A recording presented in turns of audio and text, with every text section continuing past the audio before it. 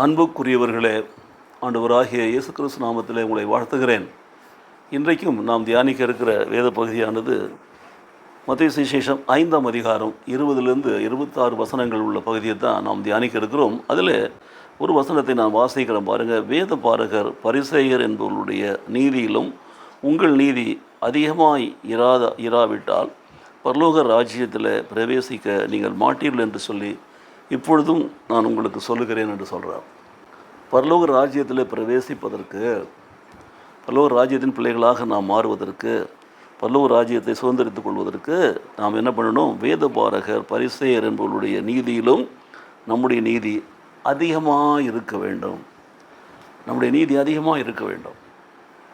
ஆகவே வேத பாரகர் பரிசேயர் என்பவருடைய நீதியை பார்க்கலாம் அதிகமான ஒரு நீதி உடையவர்களாக வாழ நாம் ஒப்பு கொடுக்கிற பொழுது நாம் பரலோக ராஜ்யத்தை சுதந்திரித்துக் கொள்வோம். மாத்திரமல்ல, சுதந்திரித்துக் கொள்வதனால நமக்கு வரக்கூடிய நன்மைகள் என்ன என்பதை தான் நான் இன்றைக்கு பார்க்க போகிறோம். So reconciliation as a method as a moral or application என்று நாம் பார்க்கிறோம்.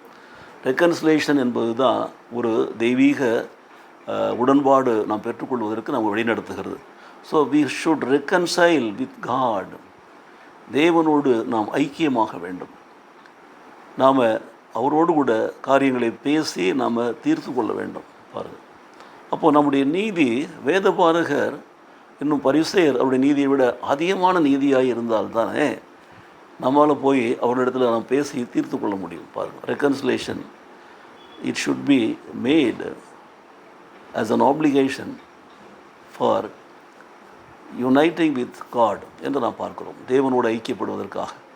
ஆகவே எனக்கு பிரியமான சகோதர சகோதரிகளே, நம்முடைய நீதியானது தேவனுக்கு முன்பாக வேதபாரகர்களை விட பரிசையோட அதிகமாக இருந்தால் அது தேவனோடு நம்ம ஒப்புரவாவதற்கு நமக்கு உதவி செய்கிறது. தேவனோடு நாம் ஐக்கியமாவதற்கு அது நாம் வழிவகுக்கிறது. நாம் பரலோக ராஜ்யத்தின் பிள்ளைகளாக நாம் மாறுகிறோம். பரலோக ராஜ்யத்தின் பிள்ளைகளாக மாறுகிற பொழுது தேவனோடு நாம் ஐக்கியப்பட்டிருக்கிறோம் என்பது அது உறுதி செய்கிறது என்பதை நாம் புரிந்து கொள்ள வேண்டும். ஜெபிப்போமா? எங்களை நேசிக்கிற நல்ல பிதாவே, இந்த நாளிலே நம்முடைய வார்த்தைகளுக்காக நன்றி செலுத்துகிறோம்.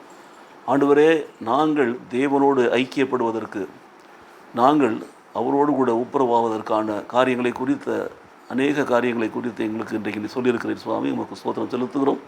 வேதபாரகர்களை விட பரிசேயர்களை விட அதிகமான நீதியுடையவர்களாக நாங்கள் வாழ்ந்து அந்த நீதியை நாங்கள் ஆண்டவரே ஸ்தோத்திரம் கடைபிடித்து வாழ்வதனாலே பரலோக ராஜ்யத்தின் பிள்ளைகளாக நாங்கள் மாற வேண்டும் என்று சொல்லி எங்களுக்கு கற்றுக் கொடுத்ததற்காக எங்களுக்கு ஸ்தோத்திரம் செலுத்துகிறோம். நம்முடைய அன்பின் கடத்தலை எங்களை தாழ்த்தி ஒப்புக் கொடுத்து ஜெபிக்கிறோம். இயேசு கிறிஸ்து நாமத்திலே பிதாவே. ஆமென், ஆமென்.